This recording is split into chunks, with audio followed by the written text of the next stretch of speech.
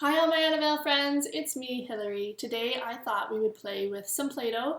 So if you want to join me with Play-Doh, please go ask Mom or Dad if you can open your Play-Doh and bring them back to the video and we'll get started. Okay, so if you need to pause the video, go ahead. I have my Play-Doh here. Perfect, alright. So I keep it in a Ziploc bag to keep it nice so it doesn't dry out. Now, as well, you might want to put a tablecloth down on your table just to protect your table from the oil that's in the Play-Doh, because this Play-Doh is homemade.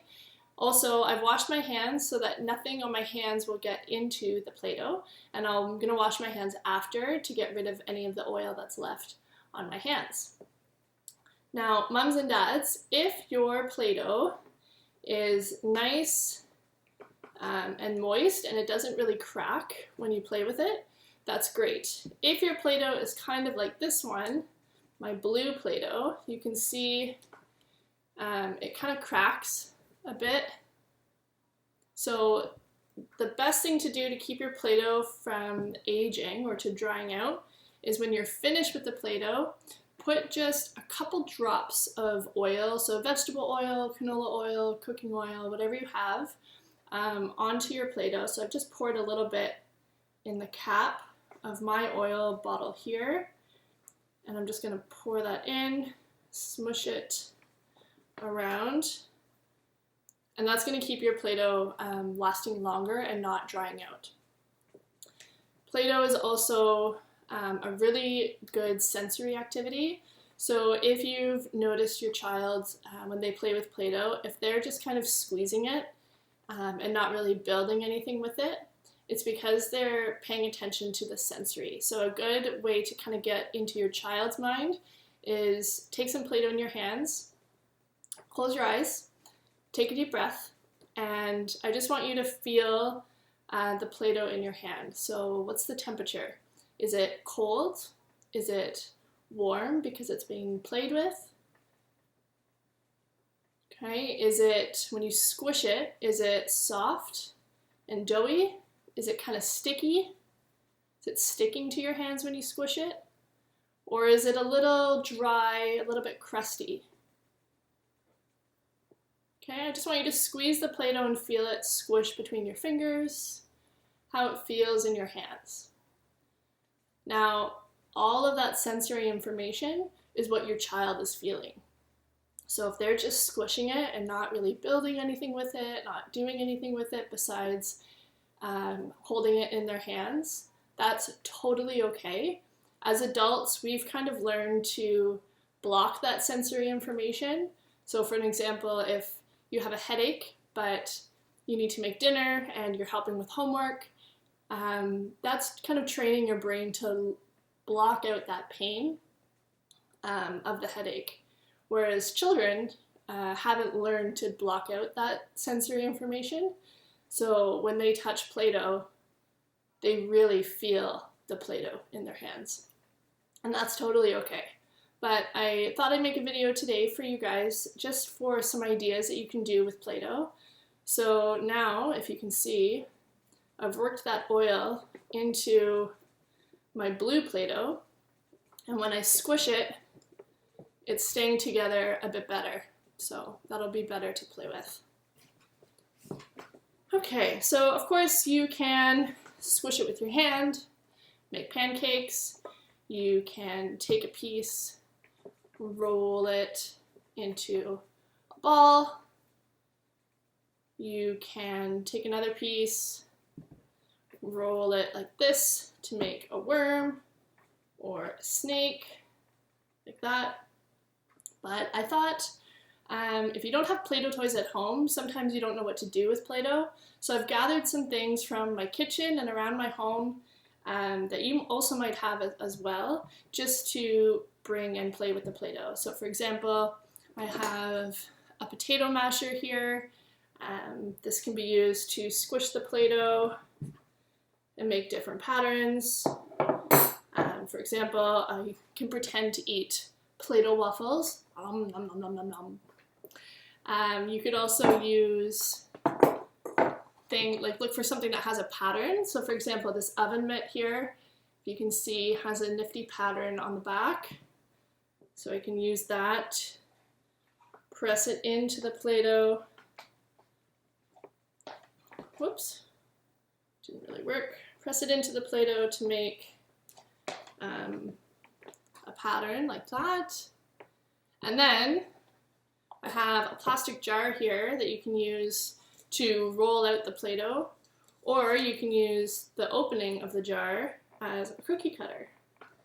And now you have patterned cookies, like that. I also have a square Tupperware here. It's not round, and I can use that to make a square cookie. Okay, or maybe that will be my waffle.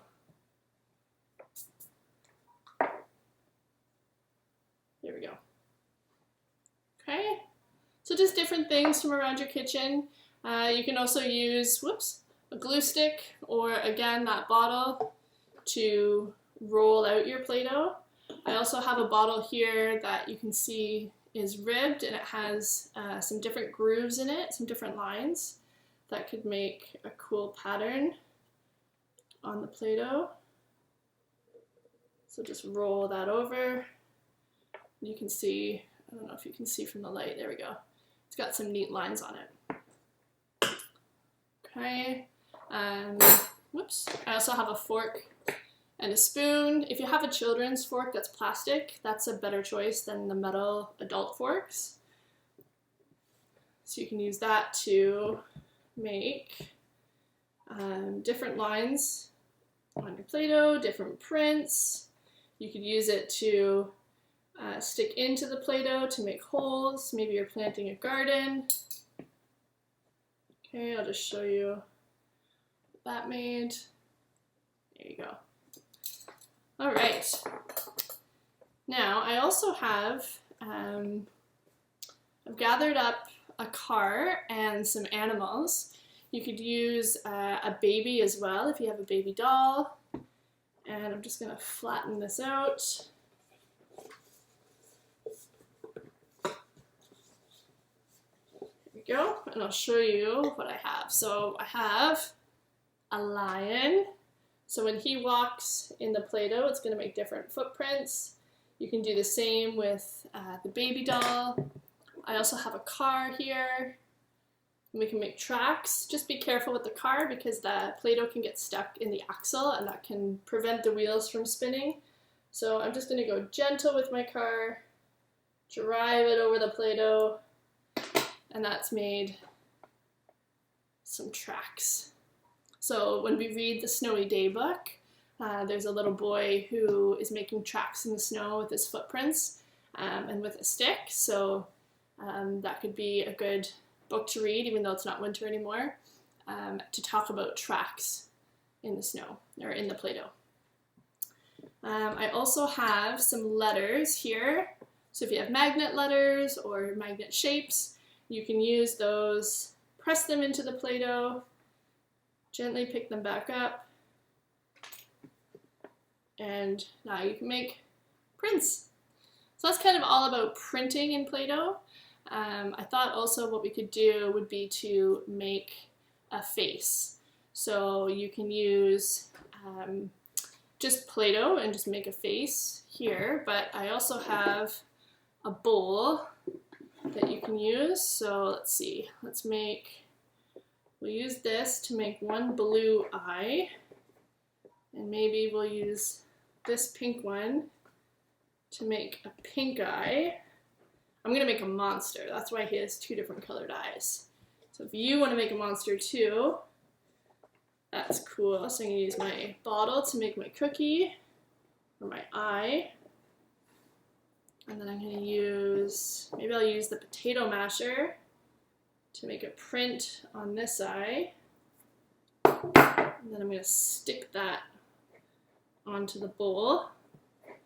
Now, I'm going to take a little green, roll it into a ball, add that for his eye. Okay. There we go. Can't wait to see what you've made out of your Play-Doh, my friends. Whoops, his eye fell off. Oh no. There we go. Okay, now let's see, what about a nose? Maybe I'll make a blue nose. Do you think he has a long nose or a short nose? What does your monster have? Okay, there we go. It's got a long nose. And a mouth. Now I've created a mouth just out of some paper. So I took a red crayon, colored the mouth, and then cut out some triangles to make teeth and glued them on with my glue stick. So you could stick that on with a piece of tape, like that. Okay, I've also made some eyes as well out of paper. So you can use those. That requires some scissors, so please be careful if you're using scissors. I have some hair here I'm going to attach. Maybe I'll make another piece for the other side. I'm just going to roll out a worm for his hair. Here we go. And I have some feathers from the activity bags that I can use. I've got some pipe cleaners, so I wrapped this one around a pencil crayon. Maybe he has earrings. So I'll just show you here what I've done with that. So just hold your pipe cleaner on your pencil crayon or wrap it around. Mom or Dad might have to help with this. And, woo, there we go. What do you think those are? Are they earrings? Are they hands? I don't know. But there's my face, my monster. Again, you don't have to do it on the bowl, you can just do it on the table. Whoops, he lost his mouth. There we go. All right. If you have some tongs, you can use tongs as well to pick up pieces of Play-Doh and move them around. Yeah. All right, now I have one last activity for you. So this one is a ball run. So I've got a cookie sheet here. You can use a piece of cardboard if you don't have a cookie sheet. I'm actually just gonna take the hair off my monster to show you the ball run. So I'm gonna make some worms and then I'm gonna stick them onto the cookie sheet. There we go. That. Maybe one more. Let's roll that one out. Now with a ball run, you have to be careful with the balls. Balls are very, very good choking hazards, and we don't want anybody to choke. Stick that on. So I've chosen, I have some, I'm going to make this shorter actually. There we go. So I have a ping pong ball here. This one's not so much a choking hazard just because it's a little bit bigger. So things like marbles are a little too small. But I'm going to show you my ball run. So I'm going to lift up my pan just a little bit.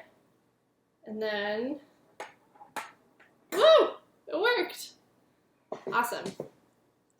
Alright friends, so there are some ideas to do with Play-Doh. I hope you have lots of fun playing with your Play-Doh today. And just remember, when you're finished, parents, if your Play-Doh's a little dry, just add a couple drops of oil to keep it nice and moist to prolong the life of your Play-Doh. And as well, just wash your table, wash your hands, my friends, and I hope you all have a wonderful day. I will see you soon. I miss you very, very much.